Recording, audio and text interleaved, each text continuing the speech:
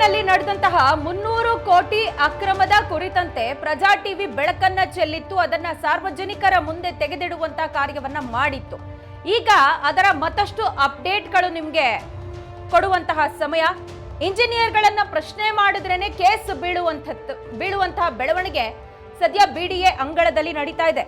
ಸುಳ್ಳು ಕೇಸ್ಗಳನ್ನ ಹಾಕಿಸಿ ಬಾಯಿ ಮುಚ್ಚಿಸುವಂತ ಕೆಲಸವನ್ನ ಎಇ ಅಶೋಕ್, ಎಡಬ್ಲ್ಇ ಅಶೋಕ್ ಬಾಗಿ ಇಬ್ರು ಸೇರಿ ಮಾಡ್ತಾ ಇರೋದು ಬೆಳಕಿಗೆ ಬರ್ತಾ ಇದೆ. ಹಲವಾರು ಬಾರಿ ಅಮಾಯಕರನ್ನ ಇವರಿಬ್ರು ಟಾರ್ಗೆಟ್ ಮಾಡಿದ್ದಾರೆ.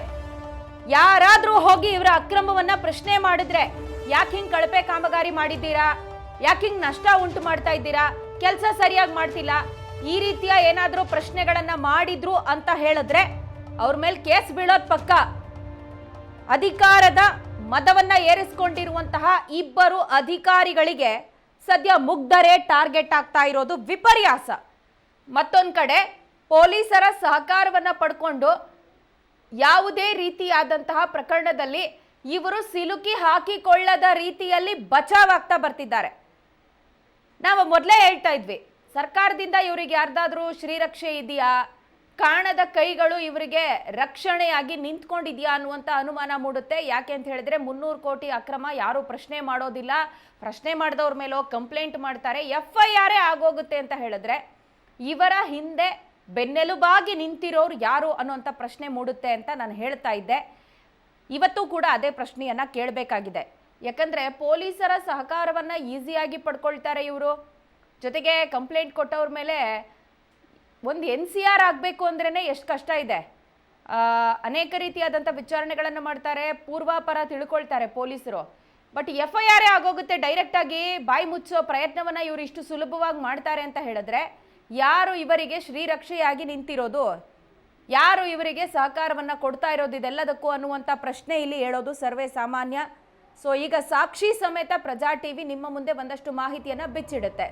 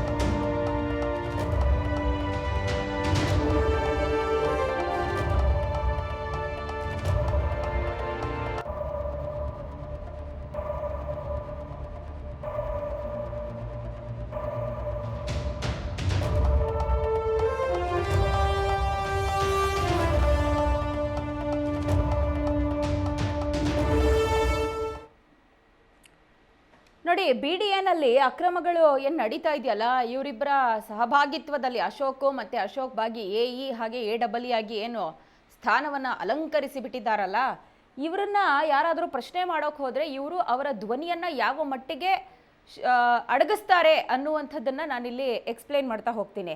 ಇದೇ ವರ್ಷ ಜನವರಿ ತಿಂಗಳಲ್ಲಿ 22ನೇ ತಾರೀಕು ಬಿಡಿಎಗೆ ಜನ ನುಗ್ತಾರೆ. ಕಳಪೆ ಕಾಮಗಾರಿ ಮಾಡ್ತೀರಾ, ಮಕ್ಕಳು ಆಟ ಆಡ್ಕೊಳ್ತಾರೆ ರಸ್ತೆಗಳಲ್ಲಿ, ಅಂಥದ್ದು ನೀವು ಹಿಂಗೆ ಕಳಪೆ ಕಾಮಗಾರಿ ಮಾಡಿದ್ರೆ ಅದರಿಂದ ಉಂಟಾಗೋ ಅನಾಹುತಗಳೇನು, ಅದಕ್ಕೆ ಜವಾಬ್ದಾರಿ ಯಾರು ಅಂತೆಲ್ಲ ಪ್ರಶ್ನೆ ಮಾಡ್ತಾರೆ. ಜೊತೆಗೆ ಈ ಬಿಲ್ಗಳು ಯಾಮಾರಿಸ್ಕೊಂಡು ಇವರು ದುಡ್ಡು ಹೊಡಿತಿದ್ದಾರಲ್ಲ, ಇದನ್ನೆಲ್ಲಾನು ಸೇರಿ ಪ್ರಶ್ನೆ ಮಾಡೋದಕ್ಕೆ ಅಂತ ಇದೇ ವರ್ಷ ಜನವರಿ 22ನೇ ತಾರೀಕು ಜನ ಬಿಡಿಎಗೆ ನುಗ್ಬಿಡ್ತಾರೆ. ಅಶೋಕ್ CN ಹಾಗೆ ಅಶೋಕ್ ಬಾಗಿ ವಿರುದ್ಧ ಅಲ್ಲಿನ ಜನ ಸಿಡಿದೇಳ್ತಾರೆ. ಆಗ ಕೆಂಗೇರಿ ಭಾಗದಲ್ಲಿರೋ ಬಿಡಿಎ ಕಚೇರಿಗೆ ಏನು ಸಾರ್ವಜನಿಕರು ಮುತ್ತಿಗೆ ಹಾಕಿದ್ರಲ್ಲ, ಇಬ್ರು ತಬ್ಬಿಬ್ಬಾಗೋಗ್ತಾರೆ.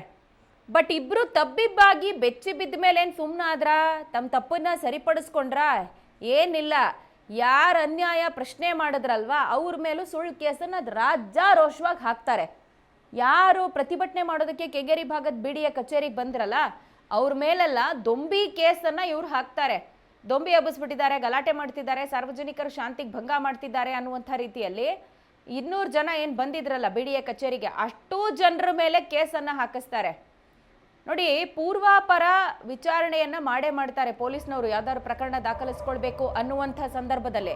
ಬಟ್ ಇಲ್ಲಿ ಇವರು ಕಂಪ್ಲೇಂಟ್ ಕೊಟ್ರೆ ಅದೆಷ್ಟು ಈಸಿಯಾಗಿ FIR ಆಗ್ತಿದೆಯಲ್ಲ ಅನ್ನುವಂಥದ್ದು ಕೂಡ ಅನೇಕ ಪ್ರಶ್ನೆಗಳಿಗೆ ದಾರಿ ಆಗುತ್ತೆ. ಇನ್ನು ಯಾರು ಕಂಪ್ಲೇಂಟ್ ಕೊಡ್ತಾರಲ್ಲ ಇವ್ರ ಮೇಲೆ, ಯಾರು ಪ್ರಶ್ನೆ ಮಾಡಕ್ ಹೋದ್ರೆ ಅವ್ರ ಮೇಲೆ ಇವ್ರು ಕಂಪ್ಲೇಂಟ್ ಕೊಡ್ತಾರೆ.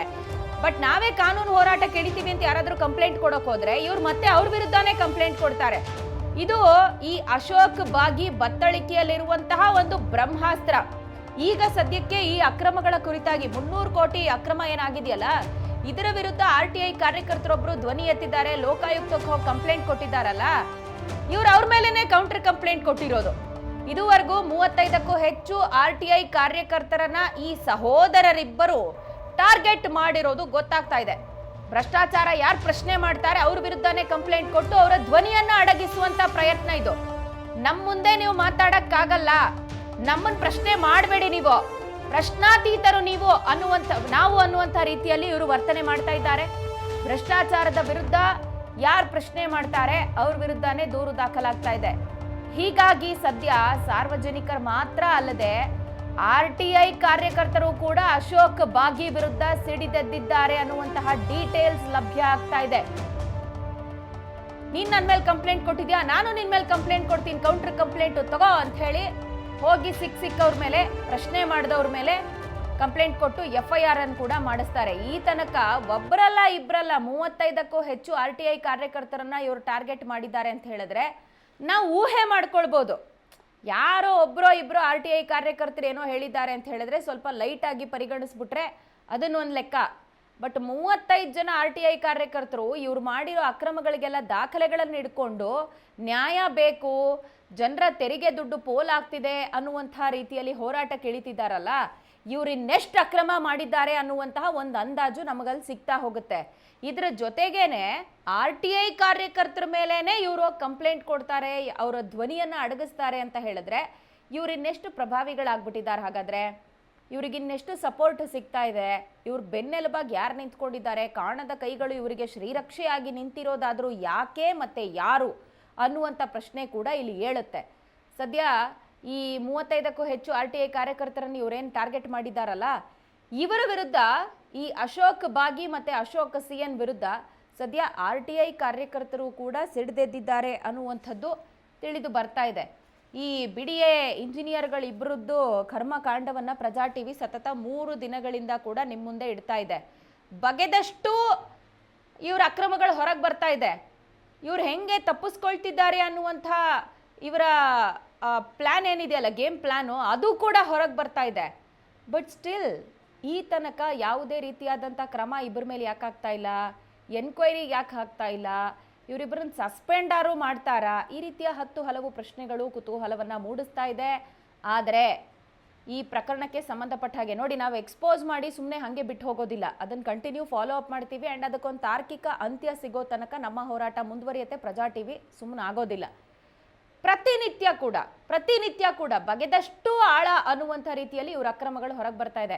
ಇನ್ಫ್ಯಾಕ್ಟ್ ಈ ಅಕ್ರಮಗಳ ಕುರಿತಾಗಿ ಇವರಿಂದ ಕ್ಲಾರಿಫಿಕೇಶನ್ ಪಡ್ಕೊಳ್ಳೋಣ, ಏನಾಗ್ತಿದೆ ತಿಳ್ಕೊಳ್ಳೋಣ ಅಂತ ಪ್ರಜಾ ಟಿವಿ ಖುದ್ದಾಗಿ ಇವ್ರನ್ನ ಸಂಪರ್ಕ ಮಾಡೋಕೆ ಪ್ರಯತ್ನ ಮಾಡಿದ್ರೆ ನೋ ರೆಸ್ಪಾನ್ಸ್. ಅವರು ಕಾಲ್ ಪಿಕ್ ಮಾಡಲ್ಲ ಅಥವಾ ಸರಿಯಾಗಿ ರೆಸ್ಪಾಂಡ್ ಮಾಡಲ್ಲ. ಈ ರೀತಿಯ ಹಲವು ರೀಸನ್ಸ್ ನಮಗೆ ಸಿಗುತ್ತೆ. ಬಟ್ ಯಾರು ಪ್ರಶ್ನೆ ಮಾಡ್ತಿದ್ದಾರೆ ಅಂತ ಹೇಳಿದ್ರೆ ಧಿಮಾಕಿನಿಂದ ಉತ್ತರ ಕೊಡ್ತಾರೆ ಇವರು. ಅಷ್ಟು ಅಡಾಮೆಂಟ್ಸಿ ಇವ್ರಿಗೆ ಬಂದಿದೆ ಅಂತ ಹೇಳಿದ್ರೆ, ನಾವೇನೇ ಮಾಡಿದ್ರು ನಮ್ಮನ್ನು ಯಾರು ಕೇಳಬಾರ್ದು ಅನ್ನುವ ರೀತಿಯಲ್ಲಿ ಇವರು ವರ್ತನೆ ಮಾಡ್ತಿದ್ದಾರೆ ಅಂತ ಹೇಳಿದ್ರೆ, ಇವ್ರಿಗಿನ್ನು ಯಾರು ಸಪೋರ್ಟ್ ಇದೆ ಅನ್ನೋ ಪ್ರಶ್ನೆ ಕೂಡ ಸರ್ವೇ ಸಾಮಾನ್ಯವಾಗಿ ಹೇಳುತ್ತೆ. ಇದೇ ವರ್ಷ ಜನವರಿ 22ನೇ ತಾರೀಕು BDA ಕಚೇರಿಗೆ ನುಗ್ಗಿದ್ರು ಜನ, ಪ್ರತಿಭಟನೆಯನ್ನು ಮಾಡಿದ್ರು, ಇವರನ್ನ ಪ್ರಶ್ನೆ ಮಾಡಿದ್ರು.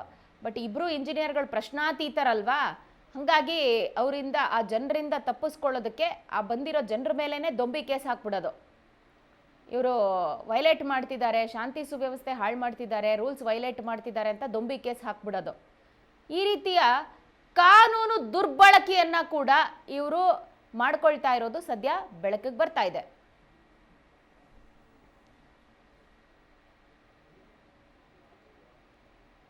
ಶರತ್ ಬಾಬು ಅಂತ ನಿಮ್ಗೆಲ್ಲರಿಗೂ ಗೊತ್ತಿರಾಗೆ ಈ ಹಿಂದೆ ಎಷ್ಟೋ ಬಾರಿ BBMPಯಲ್ಲಿ ನಡೆದ ಹಗರಣವನ್ನು ಬಯಲಿಗೆ ಎಳೆಯುತ್ತಾ ಅನೇಕ ಸರ್ಕಾರಕ್ಕೆ ಮೋಸ ಮಾಡುತ್ತಿದ್ದ ಗುತ್ತಿಗೆದಾರರ ಹಾಗೂ ಅಧಿಕಾರಿಗಳ ವಿರುದ್ಧ ಹೋರಾಟವನ್ನು ನಡೆಸಿ ಕೋಟ್ಯಾಂತರ ರೂಪಾಯಿ ಹಣವನ್ನು ಸರ್ಕಾರಕ್ಕೆ ಉಳಿಸುತ್ತಿದ್ದೀನಿ.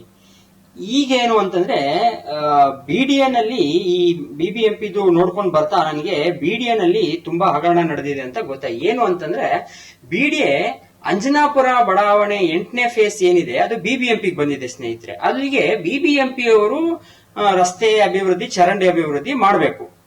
ನಾನು ಈ ದಾಖಲೆಗಳನ್ನ ಪರಿಶೀಲನೆ ಮಾಡಬೇಕಾದಾಗ ಏನ್ ಗೊತ್ತಾಯ್ತು ಅಂತಂದ್ರೆ ಈ ಜೆಪಿ ನಗರ್ 8ನೇ ಫೇಸ್ಗೆ ಬಿಡಿಎ ಅವರು ರಸ್ತೆ ಮತ್ತು ಚರಂಡಿ ಕೆಲಸ ಮಾಡಿದ್ದೀನಿ ಅಂತ ಬಿಲ್ ಮಾಡ್ಕೊಂಡಿರೋದು ನನಗೆ ಗೊತ್ತಾಯ್ತು.